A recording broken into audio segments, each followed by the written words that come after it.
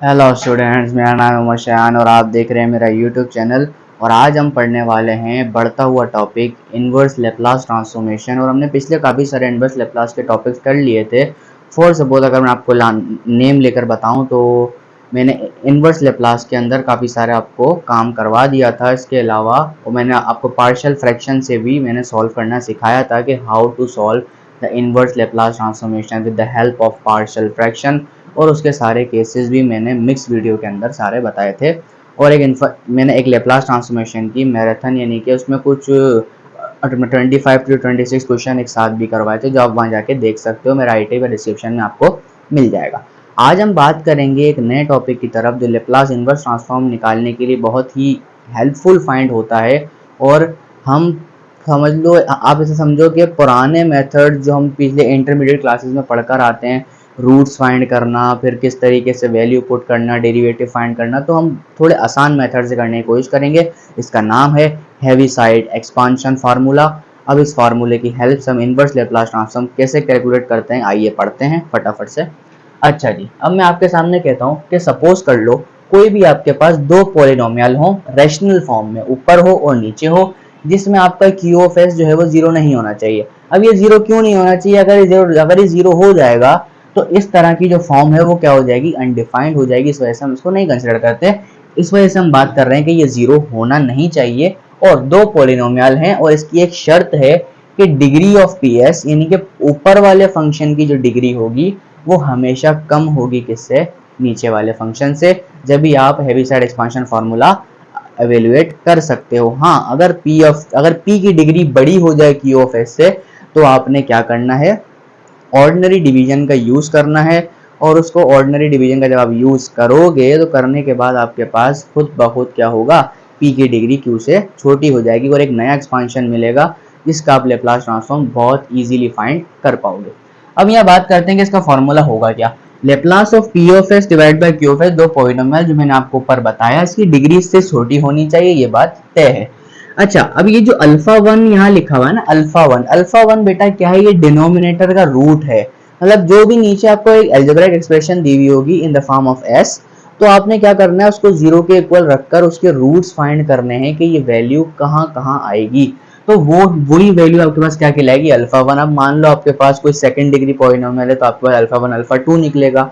Third degree polynomial है तो आपको वैसे ही मालूम है कि तीन रूट्स निकलते हैं, alpha one alpha two alpha three. तो आप ऐसे करके जितने भी रूट्स निकलते जाएंगे आप n तक उसका हेविसाइड एक्सपांशन बनाते जाओगे। आपने क्या करना है? नीचे वाले का डेरिवेटिव लेना है, ऊपर वाले के अंदर डायरेक्टली अपना रूट पुट करना है और वैल्यू को रखते जाना है। तो ये आप जब एक्सपांशन बनाओगे तो आपके पास फंक्शन का इनवर्स लेप्लास खुद ब खुद फाइंड होकर निकल कर आ जाएगा। मैं आपको इसके दो तीन करिश्मे दिखाता हूँ, क्वेश्चन करवाता हूँ ताकि आपको समझ में आए। और मैंने ये इसकी क्या लिखी है? Compact form. इस पूरी हेविसाइड एक्सपांशन जो थी मैंने इसको कॉम्पैक्ट फॉर्म में करके लिख दिया। कॉम्पैक्ट फॉर्म में क्या होता है कि i is equal to 1 to n sum, यानी कि मैं i की जगह 1 पुट करता हूँ ये वैल्यू आएगी, 2 पुट करता हूँ ये आएगी, सम का मतलब है प्लस करते जाओ। तो ये मैंने एक्सपांशन को क्या कर दिया? In the form of compact लिख दिया। अब हम बात करते हैं कि हेविसाइड एक्सपांशन के एग्जाम्पल्स को किस तरीके से डील करें। फटाफट से इसको लिख लो या स्क्रीनशॉट ले लो, फिर हम आगे बढ़ेंगे। फटाफट लिखो, शाबाश। चलो स्टूडेंट्स, बात करते हैं। हमारे पास एग्जांपल आ चुकी है। कहता है कि लेप्लास इनवर्स फाइंड करो s plus three upon S plus one, one over के अंदर है। तो आपने यहाँ पहले सारी चीजों को एनालाइज करना पड़ेगा। एनालाइज कैसे करोगे? According to Heaviside formula. मैं अगर बोलता हूँ मेरा ऊपर वाला फंक्शन होता है पी ऑफ एस, वो वैसे ही किसके बराबर है? वन के। This is called an identity function. Oh, constant function, constant function दे रखा है। और आपका जो क्यू ऑफ एस है वो क्या दे रखा है? S plus three into S plus one, Oval के माइनस वन दे रखा है, यहाँ आ जाएगा माइनस वन। तो ये आपके पास प्रोडक्ट ऑफ पॉलिनोमियल दे रखा है। आप इसको मल्टीप्लाई कर लो क्योंकि आपको उसका डेरिवेटिव निकालना पड़ेगा। और अगर इसके रूट निकालने हैं तो मैं क्या करूंगा? अपने क्यू ऑफ एस को जीरो के बराबर रखूंगा। इसका मतलब क्या हुआ? S plus three into s minus one is nothing but equal to zero. जब आप इन दोनों के रूट्स निकालोगे तो आपके पास एस की क्या क्या वैल्यू आएगी? एक आएगी माइनस थ्री और एक आएगी वन। तो ये आपके क्या आ गए? रूट आ गए। अगर मैं इनको डिनोट करना चाहूं तो अल्फा वन क्या लिखूंगा? कितना है बेटा? माइनस का थ्री। और अल्फा टू कितना है आपके पास? वन। तो ये दो रूट आपके पास निकल कर आ गए। अब आपने क्या करना है? इन दोनों को मल्टीप्लाई कर लो। मैंने कहा क्यू ऑफ एस को जब मैं मल्टीप्लाई करूंगा, देखो S into S S square, जब ये होगा आपके पास माइनस एस, ये होगा प्लस 3s, यहाँ पे कितना बचेगा प्लस का 2s, और 3 और माइनस 1 और 3 3 कितना होगा बेटा माइनस का 3। तो दिस इज द एक्सप्रेशन, ये एक्सप्रेशन आपके पास बनकर आ रही है। आप क्या करो, इसका डेरिवेटिव ले लो, मतलब q dash of s is equals to 2s plus 2। समझ पा रहे हो, डेरिवेटिव इज दैट, डेरिवेटिव निकाल दिया। डेरिवेटिव निकालने के बाद आपने क्या करना है, according to Heaviside formula, Heaviside formula क्या कहता है कि Laplace inverse transform of this function is nothing but equal to किसके, p ऑफ अल्फा 1। आपने क्या करना है, p of alpha 1, p of alpha 1 का मतलब क्या है, आपने अपने रूट को इस p में भी पुट करना है और q डैश में भी पुट करना है, वो दोनों वैल्यू उठा के रखनी है आपने यहाँ पर, क्योंकि अकॉर्डिंग टू फार्मूला आपको मैंने ये बता दिया था। अब क्या करोगे, अगर आप p ऑफ अल्फा 1 रखते हो तो उसका मतलब क्या है p ऑफ 3, तो p ऑफ माइनस 3 कितना आएगा बेटा 1 के बराबर आएगा, ये है ही 1 के बराबर। और इसी तरह आप क्या करोगे, p ऑफ अल्फा 2 रखोगे, इसका मतलब क्या होगा p ऑफ 1 आएगा, वो भी किसके बराबर होगा 1 के। समझ पा रहे हैं बात को। हाँ, अगर मैं q डैश ऑफ अल्फा 1 रखूं, q डैश ऑफ अल्फा 1 क्या आएगा, यानी कि अल्फा 1 की वैल्यू कितनी थी -3।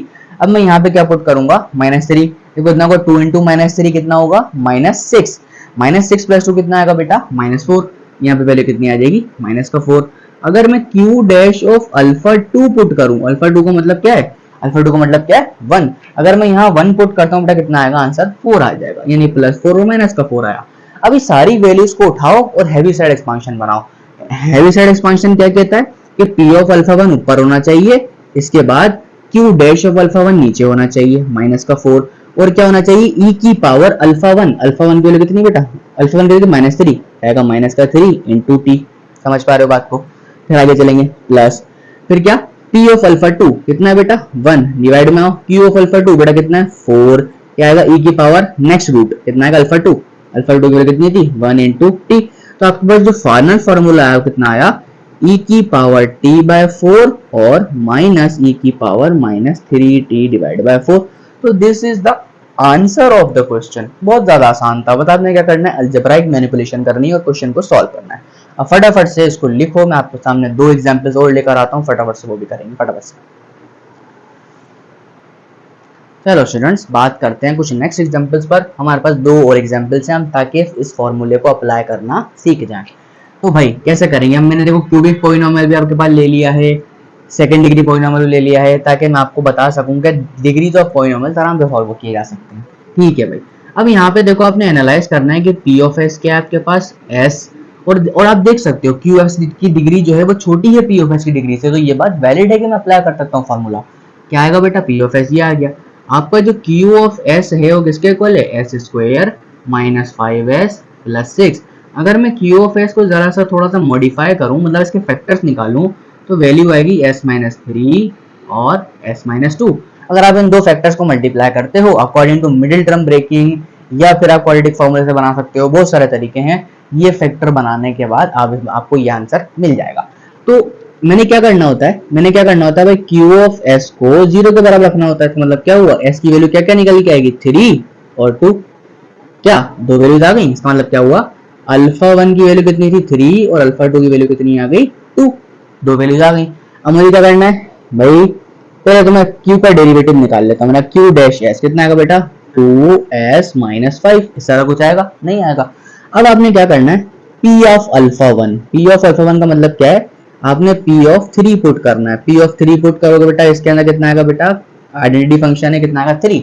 इसके बाद अगर मैं बात करता हूं, मैंने p ऑफ अल्फा 2 पुट किया। अल्फा 2 पुट करने का मतलब क्या है, p के अंदर क्या पुट कर दो 2 पुट कर दो, आंसर कितना आएगा बेटा 2 आएगा, और कुछ तो आएगा नहीं। ठीक है, इसी के साथ मैं कहता हूं q डैश ऑफ अल्फा 1, इसका मतलब क्या है, q डैश ऑफ अल्फा 1 की वैल्यू कितनी थी बेटा 3, यहाँ पर 3 पुट कर दो। क्या अब क्या करोगे, 2 3 6 माइनस 5 कितना बचा, 6 माइनस 5 बेटा 1, यहाँ आ जाएगा 1। अगर मैं बोलूं q dash of alpha 2 put करना है, तो q डैश ऑफ अल्फा 2 का मतलब 2 बेटा कितना आएगा 2 टू द 4 माइनस 5, रिजल्ट कितना आएगा बेटा माइनस का 1। तो ये मेरे पास 2 वैल्यू निकल के आ गई। अब मैं क्या करूंगा, सिर्फ हैवी साइड एक्सपांशन का यूज करूंगा। मैंने कहा Laplace inverse transform of s divided by s square minus 5s plus का 6 is nothing but equal to p of alpha 1। p of alpha 1 कहाँ चला गया, ओ सॉरी ये आएगा 3 divide by q dash of alpha 1 कितना आएगा बेटा 1, ई की पावर पहला रूट कितना 3t प्लस आगे बात करेंगे पी ऑफ अल्फा 2 कितना है बेटा 2, यहाँ आएगा 2 क्यू ऑफ अल्फा 2 कितना है आपके पास -1, यहाँ पे कितना आएगा सेकंड रूट कितना बेटा 2t, ये आएगा 2t। तो मतलब इसका जो रिजल्ट आएगा वो कितना आएगा आपके पास 3 टाइम्स e की power 3t plus minus minus 2 times e की पावर 2t। ये आपका क्वेश्चन खत्म हो गया। तो उम्मीद करता हूँ बड़ा ही आसान क्वेश्चन है, अगर आप इसको लिखना चाहते हो फटाफट से लिख लो, फिर आगे बढ़ते हैं।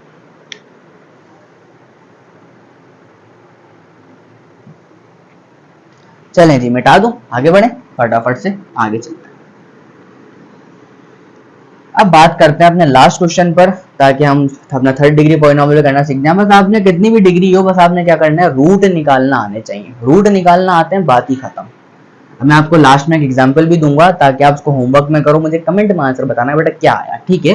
तो सोल्यूशन आपके पास ये है, यहाँ पे भी आपका जो p ऑफ s है वो 1 के इक्वल है और आपका जो q ऑफ s है वो इक्वल है s cube minus 6x square plus 11s minus 6। अच्छा, अब ये आपके पास थोड़ा सा फैक्टराइज करने में थोड़ा सा आपको डिफिकल्टी आएगी, तो आपने क्या करना है, मैं आपको मेथड बता रहा हूँ, आपने क्या करना है साइंटिफिक डिवीजन मेथड का यूज करना है और आपके पास आसानी रूट इसके निकल कर आ जाएंगे। और मैं इसकी फैक्टराइजेशन करके दिखा देता हूँ। मैंने कहा था q ऑफ s जो है वो इक्वल होगा आपके पास s minus 1 s minus 2 s minus 3। तो आप इन तीनों को मल्टीप्लाई करोगे तो आपके पास रिजल्ट क्या निकल कर आएगा दिस वन। तो आप इसको आराम से निकाल सकते हो, this is called the roots of the equation. हाँ, अब मैं क्या करता हूँ, मैंने क्या निकालने q ऑफ s को किसके बराबर रखना होता है 0 के। जब इसको 0 के बराबर रखूंगा तो मेरी s की वैल्यू क्या आएगी, एक आएगी 1, एक आएगी 2, एक आएगी 3, मतलब 3 रूट निकल के आएंगे मेरे पास। ठीक है, निकल गए सर। निकलने के बाद आपने क्या करना है q डैश ऑफ s भी निकाल लेना है। q डैश ऑफ s क्या आएगा बेटा 3s square minus 12s plus 11। मेरे ख्याल से यही आने वाला है और तो कुछ नहीं आएगा। ठीक है, अब आपने क्या करना है, देखो p ऑफ अल्फा 1 डालो या p ऑफ अल्फा 2 डालो या p ऑफ अल्फा 3 डालो, आपके पास रिजल्ट ओनली 1 ही आना है, क्योंकि ये आपके पास एक कांस्टेंट फंक्शन है। कुछ भी डालो आंसर 1 मिलेगा। मैं यहाँ मेंशन कर देता हूँ, मैंने कहा अल्फा 1 बराबर 1 है, अल्फा 2 बराबर 2 है और अल्फा 3 बराबर 3 के है। तो ये सारी चीजें आपको पता है। ठीक है, अब बात करते हैं किसके ऊपर, अपने फंक्शन पे।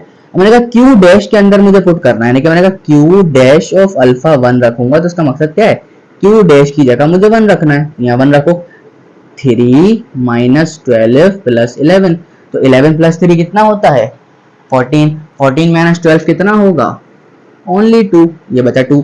मैंने कहा q डैश ऑफ अल्फा 2, इसका मतलब क्या हुआ q डैश ऑफ 2, क्या पुट करोगे 3, 2 का स्क्वायर 4, 4 3 जा 12 माइनस 12 2 जा 24 प्लस का 11, यही बचता है।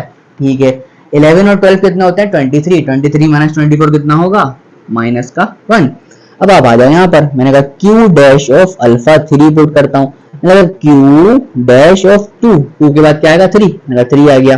ठीक है, देखो 3 का स्क्वायर 9, 9 3 जा 27, 12 3 जा 36 प्लस 11।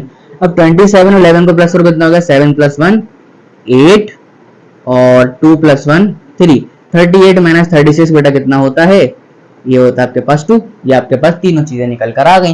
और आपने क्या करना है हैवी साइड एक्सपांशन बना देनी है। मैं यहाँ बना देता हूँ, देखो Laplace inverse transform of this one किस one s cube minus 6x square plus 11 minus 6। बहुत आसान सा पॉलिनोमियल था। क्या करोगे p of alpha 1 divide by q of alpha 1। p of alpha 1 obviously it is 1, मैंने कहा 1 divide by q dash of alpha 1 कितना आएगा 2। पहला रूट लिख दो e की पावर t, जो 1 था तो ओके की रिपोर्ट है। आगे चलो, अब बात करते हैं किसके ऊपर, हाँ p of alpha 1 obviously 1, q dash of alpha 1 कितना है माइनस का 1। फिर आगे चलो कितना आएगा e की पावर नेगेटिव t। बात समझ में आती है? नहीं सर नहीं आती, क्योंकि यहाँ पर आपने रखना था अल्फा 2t, क्योंकि सेकंड अल्फा था ना। ठीक हो गया, अब मैं आगे चलूंगा। अब देखो लास्ट वाला, अब q ऑफ अल्फा 3 मेरे पास ये तो 1 ही है। अब q ऑफ अल्फा 3 वैल्यू कितनी है 2, क्या रखूंगा e की पावर यहाँ पे तो बेटा 2 ही आएगा ना, माइनस थोड़ी आएगा। हाँ ठीक है 3t, ये आ गया। अब मैं इसको जरा रीअरेंज करके लिख देता हूँ। मैंने कहा e की पावर t डिवाइड बाय 2 और प्लस माइनस माइनस e की पावर 2t और यहाँ पर क्या आ जाएगा प्लस e की पावर 3t डिवाइड बाय 2। तो this is the inverse Laplace transform of this type of the function. उम्मीद करता हूँ आपको बहुत अच्छे तरीके से ये क्वेश्चन समझ में आ गया होगा कि किस तरीके से मैंने इसकी वैल्यू फाइंड कर ली है according to inverse Laplace transform by Heaviside expansion formula. बहुत ही इजी है। अब मैं आपको एक होमवर्क देता हूँ, मुझे आप कमेंट में उसके रूट बताएंगे, रूट के साथ साथ इनवर्स लेप्लास बताएंगे आपको क्या आता है। मैं कहता हूँ लेप्लास इनवर्स ट्रांसफॉर्म ने फाइंड करना है 1/s+4 का होल स्क्वायर। तो इसका आप क्या मुझे फाइंड करके दिखाओगे?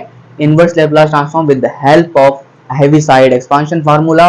और उम्मीद करता हूँ आपके लेक्चर अच्छी तरीके से समझ में आ गया होगा। तो इंशाल्लाह मिलते हैं आपके साथ नेक्स्ट लेक्चर के लिए। अल्लाह हाफिज़। अगर आपको लेक्चर पसंद आया है तो आप अपने फ्रेंड्स में शेयर करो, यूनिवर्सिटी फ्रेंड्स में शेयर करो, ताकि उनको भी काफ़ी ज़्यादा आसानी हो और मैं आपको फिर नई वीडियो आपके लिए लेकर आता रहूँ। तो मिलता है इसके बाद नेक्स्ट लेक्चर में, तब तक के लिए अल्लाह हाफिज़, बाय बाय।